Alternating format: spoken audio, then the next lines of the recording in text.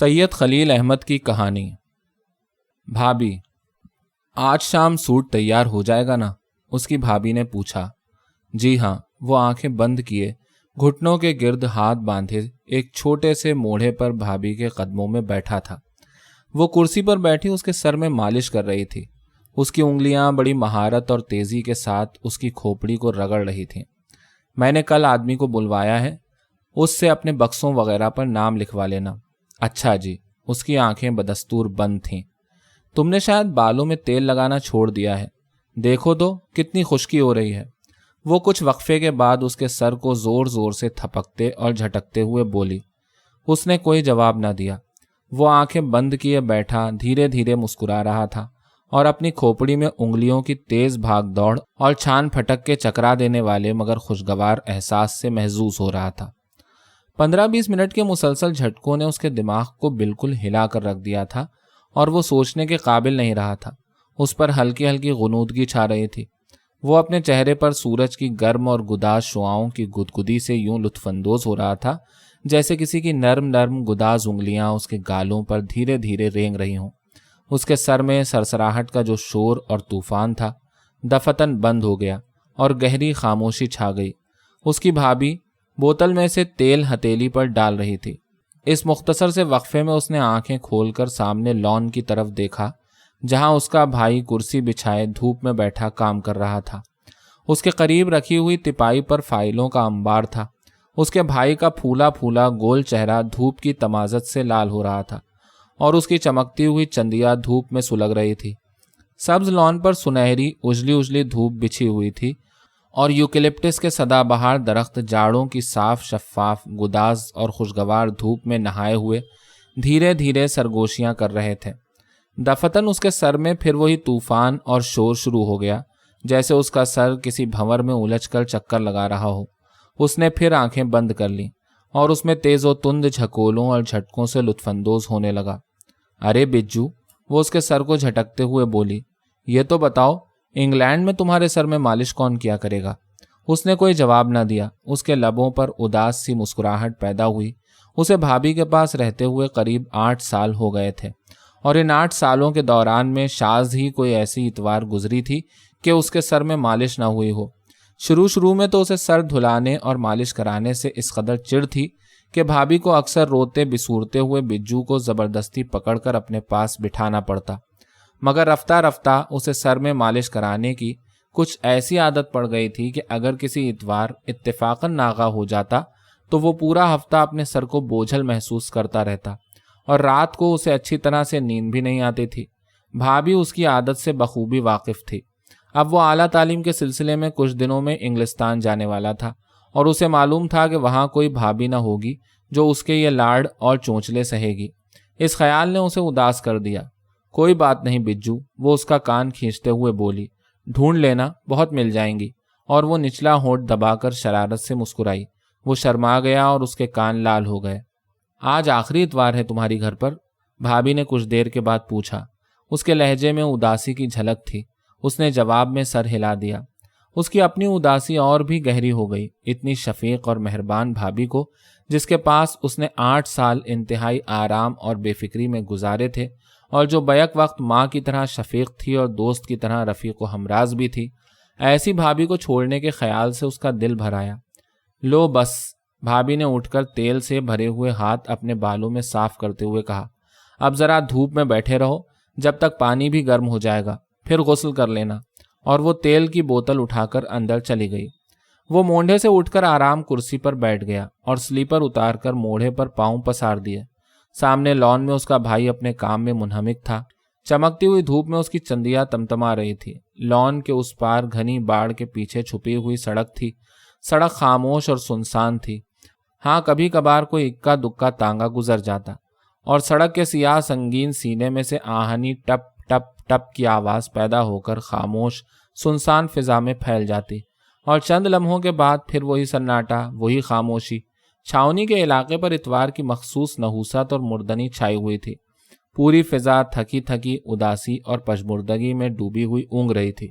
دھوپ کی تمازت اور ماحول کی افسردہ اور مزمحل خاموشی کے اثر سے اس کی آنکھیں مندنے لگیں اور سامنے سبز رنگ کا گیٹ اس کی بند ہوتی ہوئی آنکھوں سے دور ہوتا گیا، حتیٰ کہ اس کے خوابیدہ شعور پر وہ ایک مبہم سے سبز دھبے کی صورت میں نقش ہو کر رہ گیا۔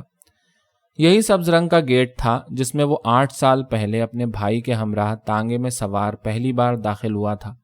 8 سال قبل اس وقت اس کی ماں کو مرے ہوئے 6-7 مہینے ہو چکے تھے اور اس کا باپ نئی شادی رچانے کی تیاریاں کر رہا تھا۔ گھر پر وہ اکیلا رہ گیا تھا۔ اس کی 2 بڑی بہنیں بیاہی جا چکی تھیں اور اپنے اپنے گھروں میں تھیں۔ اب گھر پر اس کے اور اس کے باپ کے علاوہ اور کوئی نہیں رہا تھا۔ ایک طرف تو اس کا باپ اپنی نئی بیوی کے استقبال کے لیے اپنا گھر پرانے لوگوں سے خالی کرانا چاہتا تھا، اور دوسری طرف اس کا بڑا بھائی جس کی شادی ہوئے 2 سال ہو چکے تھے اور ابھی تک کوئی بچہ نہیں ہوا تھا، اپنی بیوی کے دل بہلاوے کے لیے اپنے مختصر سے کنبے میں اضافہ کرنا چاہتا تھا۔ لہٰذا وہ جا کر وجاہت کو اپنے پاس لے آیا تھا۔ وجاہت نے ابھی تک اپنی بھابھی کو نہیں دیکھا تھا، کیونکہ اس کے بھائی نے اپنے والدین سے مشورہ کیے بغیر اور ان کی مرضی کے خلاف شادی کی تھی، اور ابھی تک اس کی بیوی کو اپنے سسرال جانے کا موقع نہیں ملا تھا۔ لہٰذا سفر کے دوران میں راستے بھر وجاہت کا ننھا سا ذہن سینکڑوں وسوسوں اور اندیشوں میں الجھا رہا تھا۔ بھابھی کیسی ہوگی؟ وہ اس سے کیسا برتاؤ کرے گی؟ اس کے ننھے سے ذہن میں بھابھی کا جو تصور تھا وہ کافی مایوس کن اور حوصلہ شکن تھا۔ وہ ایک لمبی چوڑی ہٹی کٹی بھاری بھرکم عورت کا تصور تھا جس کے تحکمانہ لہجے میں سختی اور کرختگی تھی۔ گھر پہنچتے پہنچتے اس کے ننھے سے دل پر اندیکھی بھابھی کا رعب، خوف اور ڈر مسلط ہو چکا تھا۔ جب ان کا تانگا بنگلے میں داخل ہوا تھا، وہ گرمیوں کی ایک شام تھی اور درختوں کے لمبے لمبے سائے بجری بچھے ہوئے راستے کے آر پار لیٹے ہوئے تھے، اور آ کر برآمدے کے سامنے تانگا رکا تھا تو اندر سے ایک چھوٹی سی لڑکی نکلی تھی۔ وہ بھاگتی ہوئی اندر سے آئی تھی۔ اس کے سر پر دوپٹہ نہیں تھا، بال بکھرے ہوئے تھے، آستینیں چڑھی ہوئی تھیں اور پاؤں ننگے تھے۔ اوہ، آپ آ گئے، اس نے تانگے کے پاس آ کر خوشی سے چہکتے ہوئے کہا۔ اس کی سانس پھولی ہوئی تھی۔ وہ وجاہت کی طرف دیکھ کر مسکرائی۔ امینا، یہ وجاہت ہے، اس کا بھائی بولا، اور بجو، یہ تمہاری بھابھی ہیں، سلام کرو انہیں۔ اور چند لمحوں کے لیے وجاہت دم بخود رہ گیا۔ اسے اپنی آنکھوں پر یقین نہیں آ رہا تھا۔ یہ بھابھی ہے، اتنی چھوٹی سی؟ اور وہ کچھ دیر تانگے میں بیٹھا مشکوک اور متذبذب نظروں سے اسے دیکھتا رہا۔ آؤ بیٹا، اس کی بھابھی نے ہاتھ بڑھایا، اور پیشتر اس کے کہ وہ اسے تانگے سے نیچے اتارتی، وہ خود ہی چھلانگ لگا کر اتر آیا۔ بھابھی نے اس کے کندھوں کے گرد بازو ڈال کر اسے اپنے ساتھ لگا لیا اور اس کے گرد سے اٹے ہوئے بالوں پر پیار سے ہاتھ پھیرا۔ جب وہ اس کے پہلو میں کھڑا ایک اجنبی جسم کی قربت سے خائف اور گھبرایا ہوا کسمسا رہا تھا تو اسے یہ دیکھ کر حیرت اور ساتھ ہی گونا تسلی بھی ہوئی کہ اس کی بھابھی قد میں اس سے زیادہ اونچی نہیں تھی۔ وہ اس وقت 10-11 سال کا تھا اور قد میں اپنی بھابھی سے، جس کی عمر اس وقت 19-20 کے لگ بھگ تھی، صرف 1 بالش چھوٹا تھا۔ بھابھی اس کا ہاتھ پکڑ کر اندر لے گئی اور تولیہ صابن دے کر اسے غسل خانے میں بند کر دیا۔ جب وہ نہا کر باہر نکلا تو وہ اس کی منتظر تھی اور اس کا ہاتھ پکڑ کر سیدھا ایک چھوٹے سے کمرے میں لے گئی۔ یہ تمہارا کمرہ ہے، شباہت، وہ اس کا نام بھول گئی تھی۔ نہیں، بجو، وجاہت۔ جلدی سے اس کے منہ سے اپنا بگڑا ہوا نام نکل گیا جس سے اس کے ماں باپ اسے پکارا کرتے تھے۔ اس کی بھابھی کھلکھلا کر ہنس دی۔ بجو، وہ ہنستے ہوئے بولی، بڑا اچھا نام ہے، میں تمہیں اسی نام سے پکاروں؟ اس نے اس کے گیلے بالوں میں سے پانی کے قطرے جھٹکتے ہوئے پوچھا۔ اس نے جھیپی ہوئی محجوب مسکراہٹ کے ساتھ اس بات میں سر ہلا دیا۔ بھابھی کے لب و لہجے میں کچھ ایسی نرمی، پیار اور بے تکلفی تھی کہ اسے انکار کرنے کا حوصلہ نہ ہوا۔ وہ خاموش حیران آنکھوں سے اپنے ارد گرد کمرے کا جائزہ لے رہا تھا۔ کمرے کے ایک کونے میں کھڑکی کے سامنے پلنگ پر لگا ہوا بستر، جس پر سفید دھلی ہوئی چادر بچھی ہوئی تھی، بستر کے سرانے تپائی پر ٹیبل لیمپ اور ایک خالی بک کیس، فرش پر سرخ رنگ کی دری، دروازوں اور کھڑکیوں پر پردے، ایک دیوار کے ساتھ بڑی میز جو لکھنے پڑھنے کے سامان سے آراستہ تھی، مینٹل پیس پر سرخ بلوری گلدانوں کا سیٹ، چھت میں لگا ہوا پنکھا اور ایک کرسی کی پشت پر لٹکے ہوئے اس کے پہننے کے لیے تیار کپڑے۔ کیوں بجو، پسند آیا کمرہ؟ بھابھی نے جھک کر مسکراتے ہوئے اس کی متحیر آنکھوں میں جھانکا۔ حیرت و استعجاب سے وہ گنگ ہو گیا تھا۔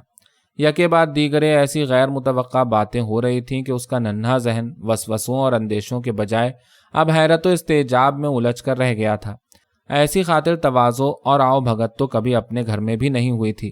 اپنے گھر میں علیحدہ کمرہ تو کبھی اسے خواب میں بھی نہیں مل سکتا، اور کجا یہ ٹیبل لیمپ، یہ پردے، یہ پنکھا، تمہارا بکس یہ رکھا ہے۔ بھابھی ایک بڑی سی الماری کھول کر اسے دکھاتے ہوئے بولی، چلو پہلے میں تمہارے بال بنا دوں، پھر تم کپڑے تبدیل کر لینا۔ اور وہ اسے ہاتھ سے پکڑ کر کمرے سے ملحقہ غسل خانے میں لے گئی۔ صاف شفاف شیشے کی طرح چمکتے ہوئے غسل خانے کو دیکھ کر وہ حیرت کے عالم میں آنکھیں جھپکنے لگا۔ اس کی بھابھی نے تولیے سے اس کے بال رگڑ کر خشک کیے، ان میں تیل لگایا اور کنگھی کرنے لگی۔ اس نے کئی بار اس کے بال بنائے اور بگاڑے، بہت کوشش کی مگر مانگ نہیں نکل رہی تھی۔ آخر کافی دیر اس کے بالوں سے الجھنے کے بعد اس نے پوچھ ہی لیا، کیوں بجو، بالوں میں کنگھی نہیں کیا کرتے؟ کبھی کبھی، وہ محجوب اور جھیپی ہوئی آواز میں بولا۔ جبھی تو، اور سخت برش لے کر وہ زور زور سے اس کے بالوں کو رگڑنے لگی۔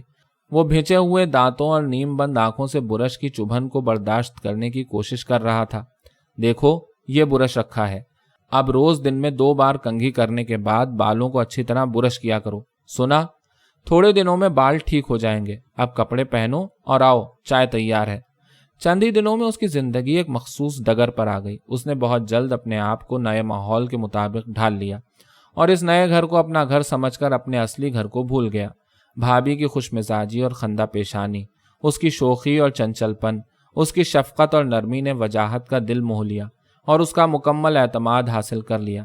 جب وہ اپنی چھوٹی سی بکھرے ہوئے بالوں، تمتمائے ہوئے گالوں والی بھابھی کو آستینے چڑھائے، ننگے سر ننگے پاؤں، ہاتھ میں جھاڑن لیے، چھوٹے چھوٹے تیز قدموں سے ادھر ادھر بھاگتے ہوئے دیکھتا تو وجاہت کو خوشی بھی ہوتی اور ہنسی بھی آتی۔ اسے حیرت ہوتی تھی کہ اتنی چھوٹی سی لڑکی کیسے بھابھی بن سکتی تھی۔ 1 ماہ کے اندر اندر وہ اپنے ماں باپ کو یکسر بھول چکا تھا۔ اس کے اٹھنے بیٹھنے، سونے جاگنے اور کھانے پینے میں گھڑی کی سی باقاعدگی آ گئی تھی اور اس کے صبح و شام گھڑی کی سوئیوں کے پابند ہو کر رہ گئے تھے۔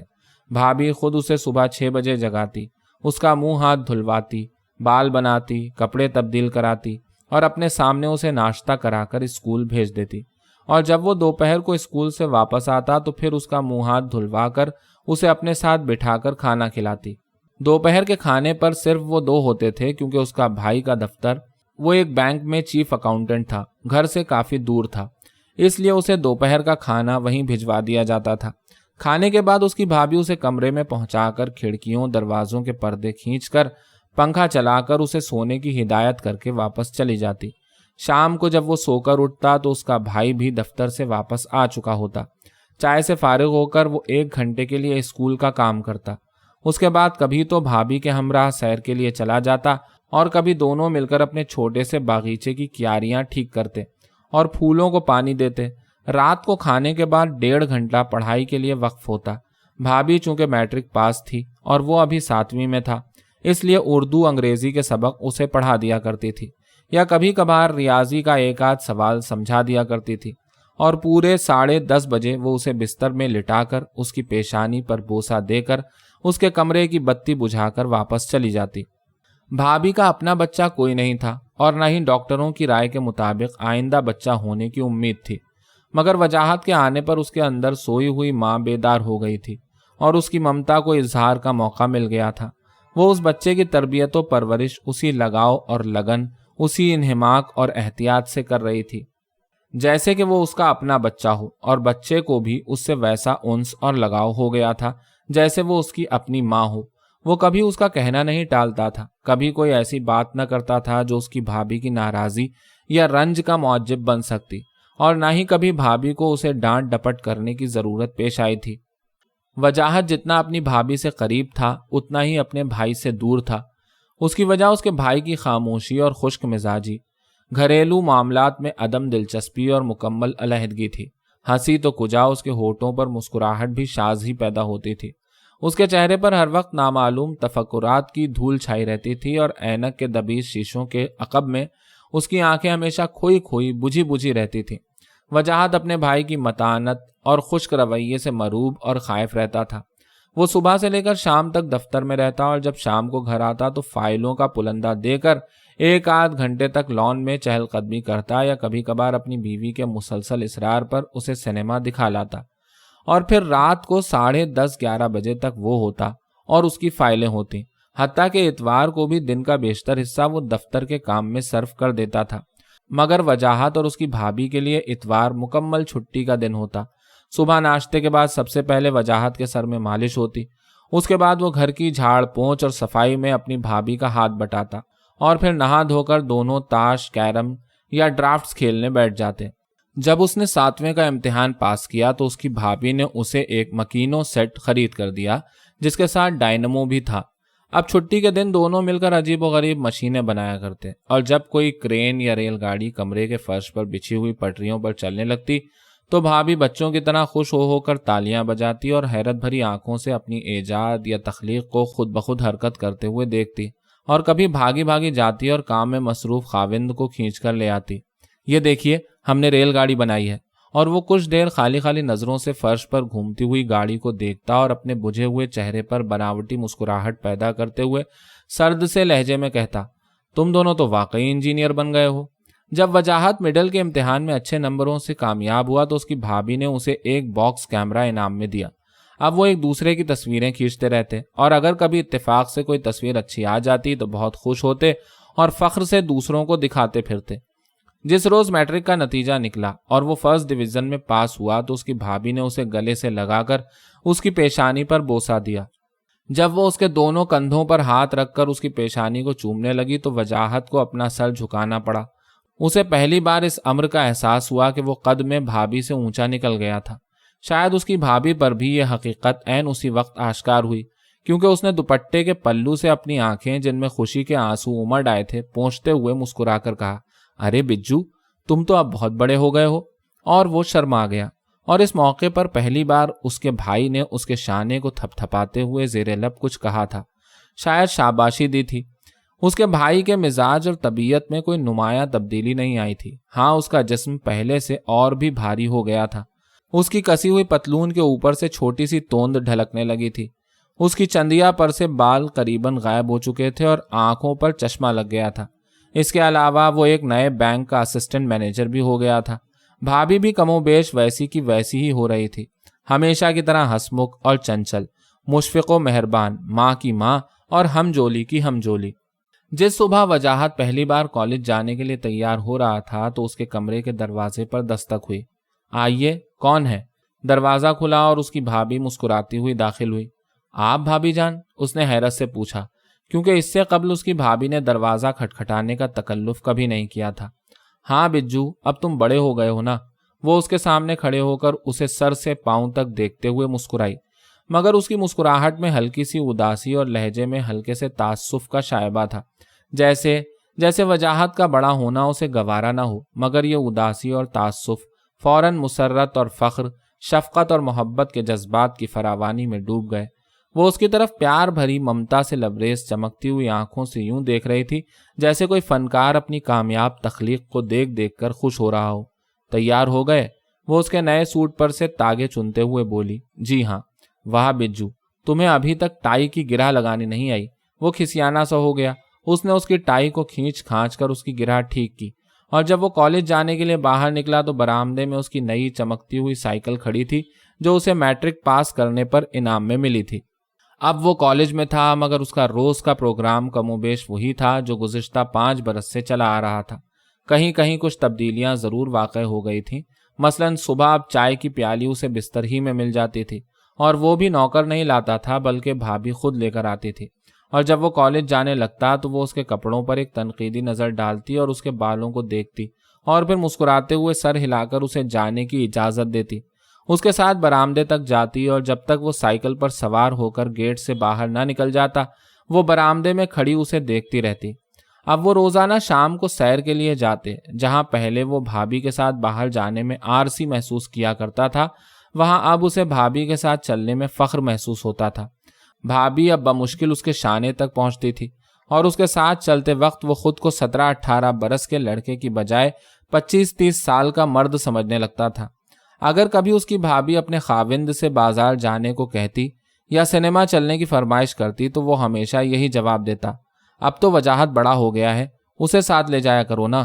اور رفتہ رفتہ ہفتے کی شام کو بھابھی کو ساتھ لے کر جانا بھی ایک مستقل پروگرام بن کر رہ گیا۔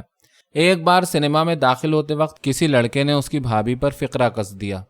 وجاہت کی آنکھوں میں خون اتر آیا اور اس نے لڑکے کو ایسا گھونسا رسید کیا کہ اس کا منہ لہو لہان ہو گیا، اور اگر اس وقت اس کی بھابھی اسے سختی سے روک نہ لیتی تو وہ شاید اس لڑکے کی ہڈی پسلی ایک کر دیتا۔ उस रोज उसकी भाभी पहली बार उस पर नाराज हुई थी, खूब बरसी थी। मगर भाभी जान, उसने आपसे मजाक किया था, उसने हकलाते हुए रुहासी आवाज में अपनी सफाई पेश की। तो क्या हो गया, वो गुस्से से बोली। कमीने लोग हैं, भौंकते हैं, भौंकने दो। शरीफ लोगों का काम है सुन लेना और चुप कर जाना। सुना? और फर्ज करो अगर 3-4 शोहदे मिलकर तुम्हें पकड़ लेते तो फिर मैं क्या करती? मैं तुम्हें कैसे बचाती? उसने कोई जवाब न दिया। गो उसे भाभी के अदम तशद्दुद के उसूल से कतन इत्तेफाक नहीं था। ताहम वो खामोश बैठा अंदर ही अंदर गुस्से से खौलता रहा, जैसे भाभी की तौहीन का कसूरवार वो खुद हो। जब वो घर पहुंचकर तांगे से उतरे तो अंदर दाखिल होने से पहले दरवाजे पर उसकी भाभी ने उसे बाजू से पकड़कर रोक लिया। बिज्जू, सुनो तो, नाराज तो नहीं हो? उसके लहजे में इल्तिजा थी। नहीं तो भाभी जान। क्यों? वो भर्राई हुई आवाज में बोला। मुझे आज गुस्सा आ गया था। नहीं भाभी जान। और अपनी भाभी के गहरे खुलूस और मोहब्बत का ये मुजाहिरा देखकर उसका दिल भर आया और आंखों में आंसू उमड़ आए। वो प्यार से चुमकारते हुए अपने रुमाल से उसके आंसू पोंछने लगी। वाह बिज्जू, इतने बड़े होकर रो रहे हो। उसने मुस्कुराते हुए प्यार से उसका गाल थपथपाया। चलो अंदर चलो, तुम्हारे भाई इंतजार कर रहे होंगे। उन दोनों को इकट्ठे देखकर अक्सर लोग उन्हें बहन भाई समझते थे, और अगर कभी वजाहत का भाई भी उनके साथ होता तो लोग फौरन उसे उन बच्चों का बाप बना देते थे, और इस गलतफहमी के बायस अक्सर मज़ाक़खेज़ वाक़यात पेश आते रहते थे। मसलन एक इतवार की सुबह वो दोनों बरामदे में बैठे कैरम खेल रहे थे। उसकी भाभी हस्बे मामूल आस्तीने चढ़ाए नंगे सर बैठी थी। इतने में कोई आदमी वजाहत के भाई से मिलने आया। नौवारिद ने करीब आकर उन दोनों की तरफ गौर से देखा और बोला, आपके वालिद साहब घर पे हैं? और उसकी भाभी बमुश्किल तमाम अपनी हंसी को दबाकर अंदर भाग गई और बहुत देर तक हंसी से लोटपोट होती रही। वजाहत को रफ्ता रफ्ता घर में अपनी बड़ाई और अहमियत का एहसास होता जा रहा था, और उसकी भाभी का सुलूक और रवैया इस एहसास खुद अहमियती में रोज़ बरोज़ इजाफा कर रहा था। वो अब हर घरेलू मामले या मसले में उससे ज़रूर मशवरा करती थी और अमूमन उसी की राय पर अमल करती थी।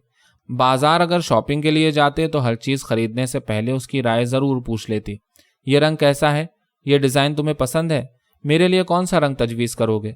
इस कमीज़ के साथ कौन सा दुपट्टा अच्छा रहेगा?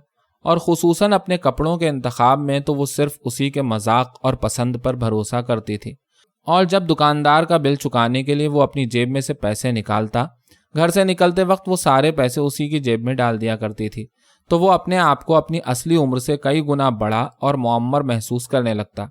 रात को अब भी वैसे ही पढ़ाई का वक्त मुअय्यन था, मगर चूंकि अब भाभी पढ़ाई में उसकी मदद करने से कासिर थी, इसलिए वो उसे पढ़ाया करता था। अपनी अंग्रेजी की किताब में से कोई दिलचस्प किस्सा या कहानी बावाज़े बुलंद पढ़ता और वो बैठी सुनती रहती। वजाहत ने चूंकि रियाजी, फिजिक्स और केमिस्ट्री जैसे वक्त तो मेहनत तलब मज़ामीन ले रखे थे, इसलिए वो अब आध या पौन घंटे से ज़्यादा उसके पास नहीं बैठती थी, और 10 बजे से पहले ही हस्बे मामूल उसकी पेशानी पर बोसा देकर उसे शब बखैर कहकर चली जाया करती थी, और वजाहत फिर आधी रात तक पढ़ता रहता था।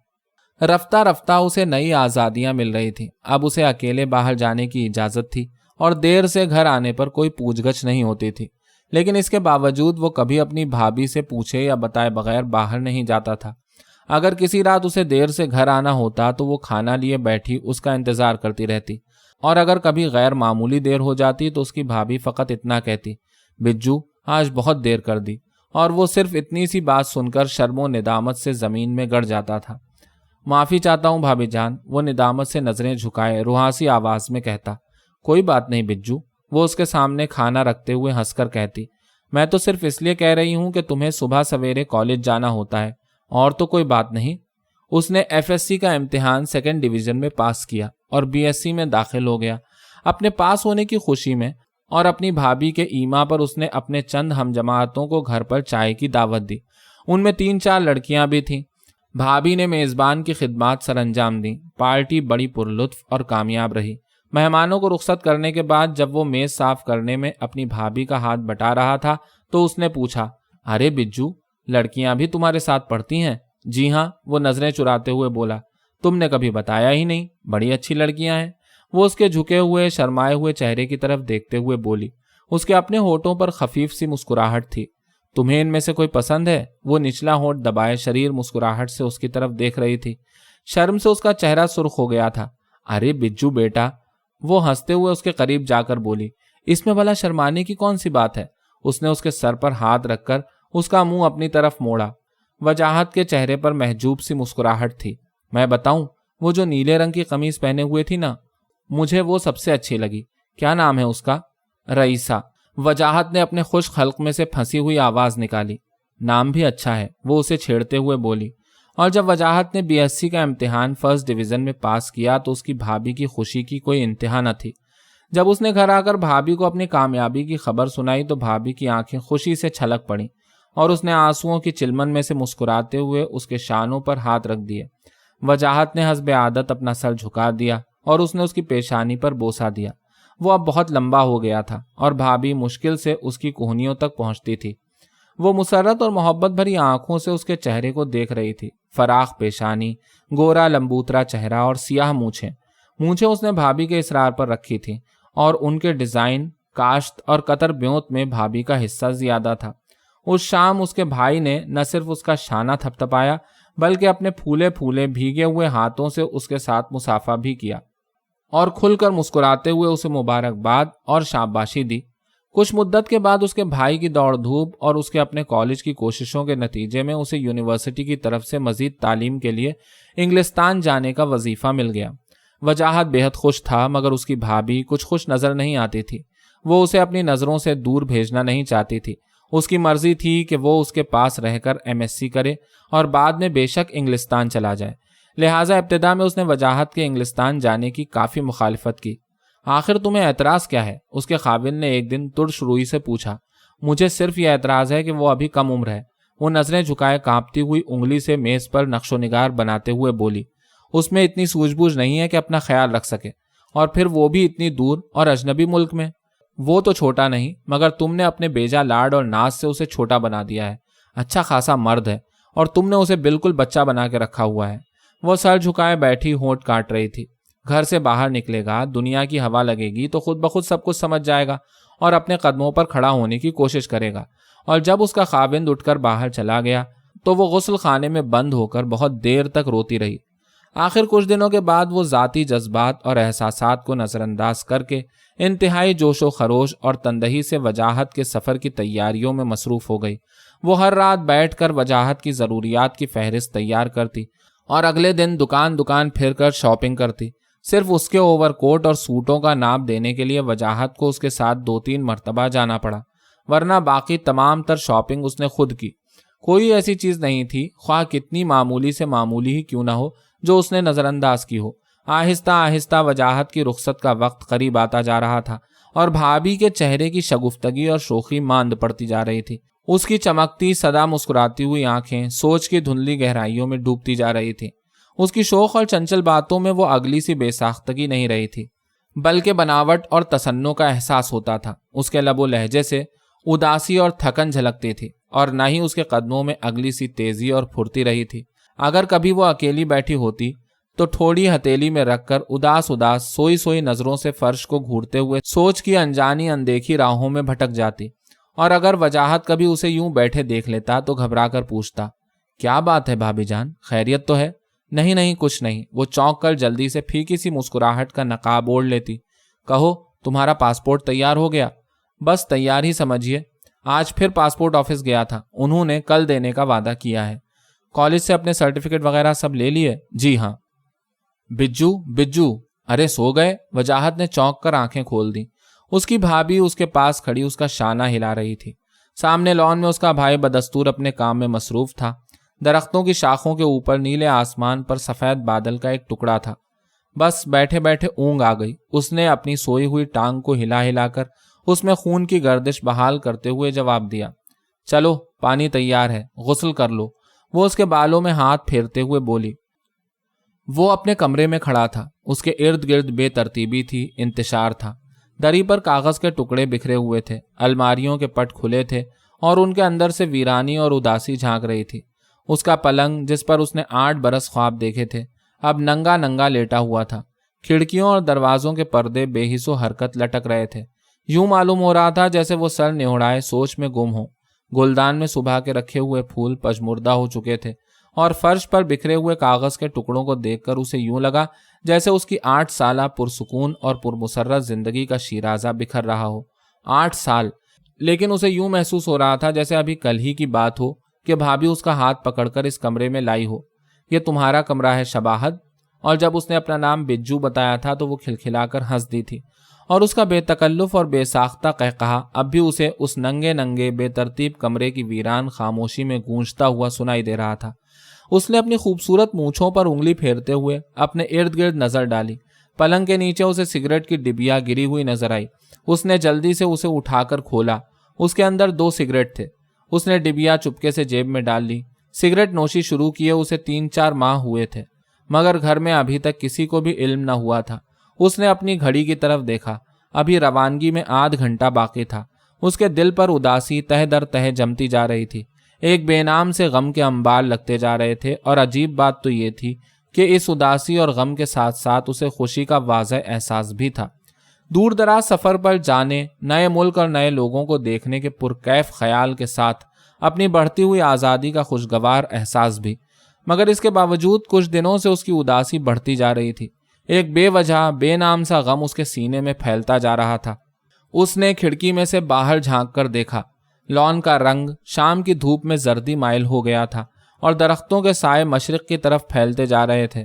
اس کا بھائی کمر کے پیچھے ہاتھ باندھے سر جھکائے لان میں ٹہل رہا تھا۔ مکان پر گہری اداسی اور خاموشی مسلط تھی۔ یہ مکان 8 سال سے اس کا گھر تھا، اور اسے چھوڑتے ہوئے اسے واقعی دکھ ہو رہا تھا، لیکن زیادہ دکھ تو بھابھی کو چھوڑنے کا تھا۔ وہ بھابھی جس کی مادرانہ شفقت اور نگہداشت، جس کی محبت اور پیار نے اسے اس قابل بنا دیا تھا کہ وہ عملی زندگی میں قدم رکھ کر اپنے راستے اور منزل کا تعین کر سکے۔ بھابھی کے لیے اس کے دل میں اپنی مرحوم ماں سے کہیں زیادہ احترام اور عزت تھی۔ یہی نہیں بلکہ اس کے ساتھ ساتھ گہرا انس اور قریبی لگاؤ بھی تھا۔ ایسا لگاؤ اور انس جو آدمی اپنے بے تکلف اور قریبی دوست کے لیے ہی محسوس کر سکتا ہے۔ وہ جانتا تھا کہ ایسی بے لوث شفقت اور بے غرض محبت صرف اس کی بھابھی اس پر نچھاور کر سکتی تھی۔ آئندہ زندگی میں ایسی نادر اور بیش بہا نعمت کے ملنے کی کوئی توقع نہیں تھی۔ شاید یہی وجہ تھی کہ وہ بھابھی کو چھوڑ کر جانے میں خود کو مجرم محسوس کر رہا تھا۔ اس کا ضمیر کافی مدت سے چپکے چپکے اسے ملامت کر رہا تھا، اور اس پر احسان فراموشی اور ناشکرا پن کی تہمتیں لگا رہا تھا، اور وہ اپنی صفائی میں مختلف دلائل اور جواز سوچ سوچ کر اپنے ضمیر کو مطمئن کرنے کی کوشش کر رہا تھا۔ اس نے ایک بار پھر کمرے کے اداس و ویران در و دیوار پر نظر ڈالی۔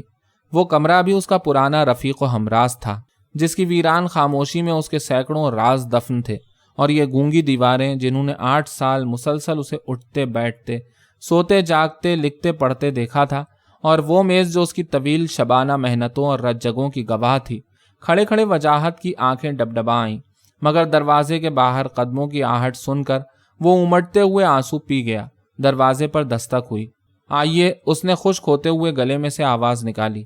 دروازہ کھلا اور اس کی بھابھی داخل ہوئی۔ بس تیاری؟ اس نے وجاہت کی طرف دیکھے بغیر پوچھا۔ اس کے ہونٹوں نے مسکرانے کی ناکام کوشش کی۔ وہ کمر کے پیچھے ہاتھ باندھ کر کمرے میں چکر لگانے لگی۔ اس نے ننگے پلنگ کی طرف دیکھا، خالی الماریوں کی طرف دیکھا۔ ان کتابوں کی ضرورت نہیں؟ اس نے ایک الماری کے نچلے خانے کی طرف دیکھتے ہوئے پوچھا۔ نہیں جی، اسکول کی کتابیں ہیں۔